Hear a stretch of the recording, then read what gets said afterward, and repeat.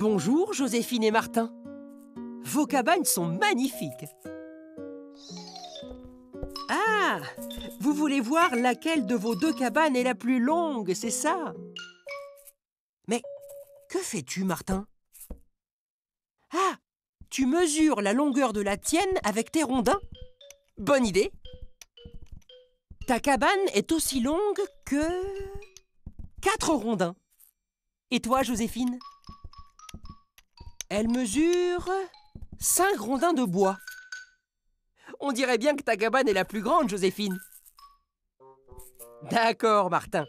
Tu veux mesurer ta cabane avec les rondins de Joséphine pendant que Joséphine mesure la sienne avec tes rondins. Pourquoi pas? Tiens, maintenant ta cabane mesure 5 rondins, Martin. Et la tienne, 4 rondins, Joséphine. Alors celle de Martin est la plus grande? Mais c'était le contraire tout à l'heure. Bizarre. Ah! Le rondin bleu est plus long que le rouge. On ne peut pas comparer les cabanes avec des rondins de mesures différentes.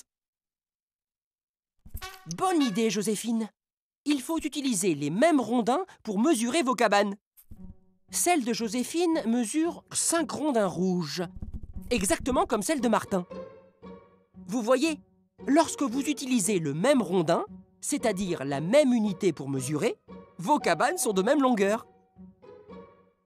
Ah, maintenant tu veux mesurer la hauteur? Mais tu n'as pas assez de rondins. Qu'est-ce que vous voulez faire, les lutins? Bien joué!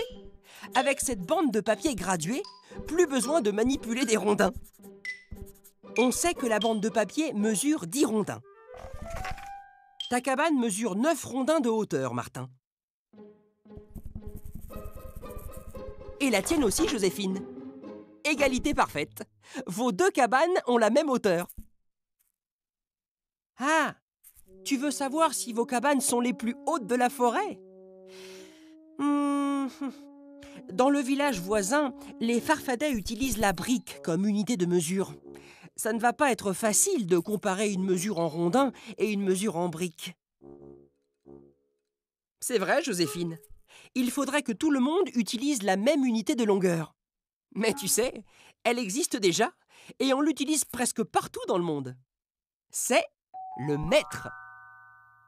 Et vos cabanes mesurent presque 1 mètre. Belle hauteur pour des lutins.